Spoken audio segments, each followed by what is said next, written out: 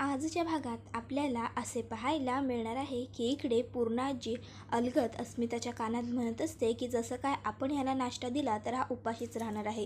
त्यावर लगेच अर्जुन म्हणत असतो, पूर्णाजी तू काय बोललीस, तू सायलीबद्दल बोललीस ना? त्यावर पूर्णाजी म्हणते, नाही रे बाबा, मी कशाला बोलू तिच्याबद्दल। त्यावर लगेच प्रताप म्हणतात, चल कल्पना मी निघतो। त्याबरोबर अर्जुन प्रतापनं म्हणतो, डॅड तुम्ही सायलीच्या हातचा नाश्ता खाल्लात ना? त्याबरोबर प्रताप म्हणत असतात की हो, आत्ता पोटभर खाल्ला ना रे बाबा। त्यावर लगेच अर्जुन म्हणत असतो, मग तरीसुद्धा अजून तुम्ही शांतच आहात। त्याबरोबर प्रताप म्हणत असतात, आता असं पोट भरलेलं असेल तर कशाला उगाच बडबड करायची। चल ग मी निघतो, चल पूर्णाजी मी निघतो, बाय। एवढं बोलून प्रताप तिकडनं निघून जातात। त्याबरोबर अर्जुन म्हणत असतो, वा वा वा बायको, खरंच काय नाश्ता बनवलंयस तू, हा ना वर्ल्ड बेस्ट नाश्ता आहे। या नाश्त्यासाठी तुला ना मी आज एक गिफ्टच घेऊन येतो। त्याबरोबर लगेच इकडे अश्विन म्हणत असतो की खरंच वहिनी, खूप छान नाश्ता आहे, तुम्ही खूप लकी आहात की तुम्हाला असा नवरा मिळाला। त्याबरोबर इकडे अर्जुन म्हणतो, चल बायको मी निघतो। सायली म्हणते, आहोत तुम्ही नाश्ता तर पूर्ण केलाच नाही। त्यावर अर्जुन म्हणतो की ते मी तुझ्यासाठी ठेवलं आहे, असं म्हणतात ना की उष्ट खाल्ल्याने प्रेम वाढतं, म्हणून बरं चल मी निघतो आता, तू मला सोडायला बाय करायला बाहेरपर्यंत ये। त्याबरोबर सायली म्हणत असते, नाही नको, आज मला खूप कामं आहेत म्हणून मी तुम्हाला इथूनच बाय करते, चला बाय। त्याबरोबर अर्जुन म्हणतो, अगं बायको असं काय करते, जर का तू मला सोडायला बाहेर आलीस तर आपण दोघं एकत्र बाहेर जाऊ, आपल्याला चांगले क्षण मिळतील, चल ना आपण बाहेर जाऊया।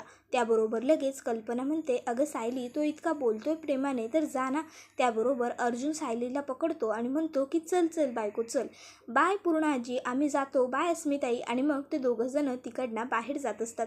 आतासुद्धा सायलीला कोणीहीच काहीच बोललेलं नसतं हे बघून अर्जुनला खूप मोठं आश्चर्य वाटतं। अर्जुन म्हणत असतो, पूर्णाजी, डॅड, अस्मिताई सर्वच जण इतके शांत कसे काय, मला आता या गोष्टीची भीती वाटते। त्यावर सायली म्हणत असते, अहो उलट घरात सर्व शांतता आहे, सर्व व्यवस्थित सुरू आहे, हे चांगली गोष्ट आहे ना। त्यावर अर्जुन म्हणतो, नाही मिस सायली, जर का हळूहळू डॅडने, अस्मिताईने आणि पूर्णाजीने तुम्हाला एक्सेप्ट केलं तर हे आपल्यासाठी खूप अवघड होऊन बसेल। जर का पूर्णाजीने तुम्हाला तिची नातसून स्वीकारलं तर मात्र ती आपला डिवोर्स होऊ देणार नाही। त्यावर सायली म्हणत असते, अहो सर, पण 1 वर्षाने काय होणार आहे, यासाठी आपण आत्तापासूनच माणसांना दुखवायचं, आपली नाती तोडायची, मला हे नाही पटणार, मी माझी नाती नाही तोडू शकत। त्याबरोबर अर्जुन म्हणत असतो की हे बघा मिस सायली, या घरामध्ये तुमची नाती अशी कुठलीच नाही आहेत, उगाचच या घरात कुठली तरी नाती तयार करायला जाऊ नका, कारण 1 वर्षानंतर आपला डिवोर्स होणार आहे। त्याबरोबर इकडे चैतन्यने साक्षीला फोन केलेला असतो आणि तो म्हणत असतो की साक्षी, मला तुझा पुन्हा एकदा स्टेटमेंट हवा आहे। त्याबरोबर साक्षी म्हणत असते की ठीक आहे देईन, मी तुझ्या मेसेजेसची कॉलची वाट बघत बसलेली असते आणि आता तू कॉल केलास तर मला वाटलं की तू माझा मित्र म्हणून कॉल केला आहेस, पण नाही चैतन्य, तू तर मला कामासाठी कॉल केला आहेस, असू देत। त्याबरोबर चैतन्य म्हणत असतो, अगं साक्षी ऐकून तर घे माझं, पण साक्षी फोन कट करते। हे सर्व अर्जुन बघतो आणि अर्जुन म्हणतो, इतका ॲटिट्यूड आहे का त्या साक्षीला, मग तिला सांग की तिला कोर्टात तर तिचं आपल्याला स्टेटमेंट द्यावंच लागणार आहे। खरंच एक गोष्ट धड होत नाहीये, एक गोष्ट। त्याबरोबर चैतन्याला काही कळत नसतं। अर्जुन म्हणतो, घरीसुद्धा कामं होत नाहीत आणि ऑफिसमध्ये सुद्धा। त्याबरोबर चैतन्य विचारतो, आता घरी काय झालं? त्याबरोबर अर्जुन त्याला सांगायला सुरुवात करतो। त्यानंतर अर्जुन आणि चैतन्य बोलत असताना इकडे अश्विन हा फोनवर रियाबरोबर बोलत असतो। तो रियाला म्हणत असतो, अगं रिया आज आपण भेटूयात? हो ठीक आहे, नक्की भेटूया। मी घरच्यांना कसं सांगू रिया, तुला माहिती आहे का, माझ्या घरात रोज डायनिंग टेबलवर सुद्धा वाद होत आहेत, त्यात जर का मी सांगितलं ना की माझं एका मुलीवर प्रेम आहे आणि मला तिच्याबरोबर लग्न करायचं आहे तर अजून प्रॉब्लेम होतील। त्याबरोबर रिया फोन कट करते। तर हे सर्व काही सायलीने ऐकलेलं असतं। सायली अश्विनकडे येते आणि त्याला कॉफी देत म्हणते, अश्विन भाऊजी कॉफी। आणि मग अश्विन म्हणतो, वहिनी तू कशाला आणलीस, मी आलो असतो। त्याबरोबर लगेचच ती तिकडनं जात असते। तर ती अश्विनला विचारते, भाऊजी सर्व ठीक आहे ना? त्याबरोबर अश्विन म्हणत असतो, हो हो वहिनी सर्व ठीक आहे। त्यावर सायली म्हणत असते, नक्की काही प्रॉब्लेम नाही आहे ना भाऊजी? त्यावर अश्विन नकार देतो। सायली म्हणते, भाऊजी तुम्हाला काही तुमच्या मनातलं बोलावंसं वाटलं तर तुम्ही माझ्याशी बोलू शकता। त्यावर अश्विन म्हणत असतो, नाही नाही वहिनी असं काही नाही आहे। त्याबरोबर सायली म्हणत असते, असो, मी अजून तुमचा बहुतेक इतका विश्वास नाही कमवलेला। आणि मग ती जाता जाता पुन्हा अश्विनकडे मागे येते आणि त्याला म्हणत असते, भाऊजी तुम्हाला एक गोष्ट सांगून जाते, जर का कोणत्या मुलीवरती प्रेम करत असाल ना तर तिच्याशी लग्न करताना कोणत्याही अटी घेऊन लग्न करू नका, म्हणजे तुम्ही सुखात राहाल। त्याबरोबर अश्विन म्हणत असतो, म्हणजे कुणी केलं कॉम्प्रोमाइज? अच्छा, म्हणजे तुला असं म्हणायचं आहे का दादाचं आणि तन्वीचं लग्न झालं असतं तर दादाला कॉम्प्रोमाइज करावं लागलं असतं. हो हो हो, आलं आलं, आत्ता माझ्या लक्षात आलं तुला काय म्हणायचं आहे ते वहिनी. हां, त्याबरोबर सायली म्हणते मी आलेच आणि लगेचच तीसुद्धा तिकडनं निघून जाते. त्यानंतर अर्जुन सायलीला फोन करतो आणि म्हणत असतो, जेवून झालं का तुमचं मिस सायली?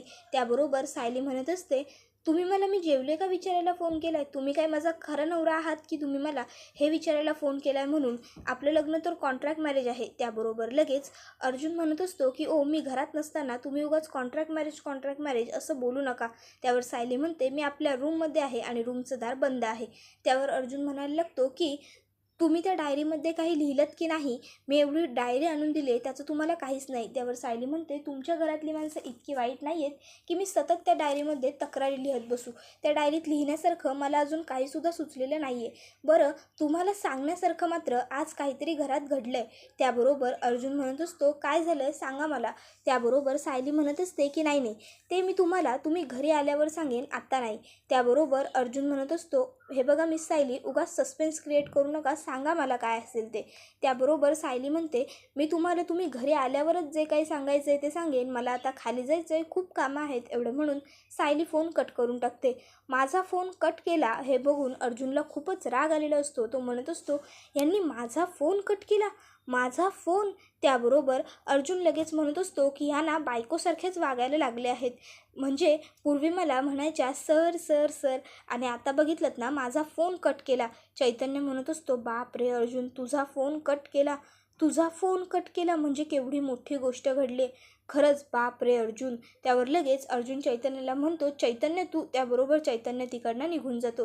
त्यानंतर इकडे सायली ही अस्मिताचा कॉफीचा कप धुवत असते. इतक्यात तिकडे कल्पना येते आणि म्हणते सायली अगं तू कशाला करतेस, दे मीच धुते. आणि ती पटकन तो कप धुवत असते.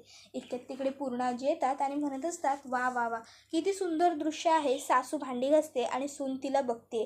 त्याबरोबर लगेच कल्पना म्हणत असते अहो नाही पूर्णाजी, हा अस्मिताचा एक कप आहे. सायलीच्या बोटाला चिरलंय त्यामुळे काल आधीच तिला ताप आला होता, म्हणून मीच तिला म्हटलं की तू राहू देत, मी करते म्हणून. त्यावर लगेच पूर्णाजी म्हणत असतात कशावरनं ही सगळी नाटकं नसतील, हिची नाटकं लवकर तुला कळू देत. आणि त्या तिकडनं निघून जातात.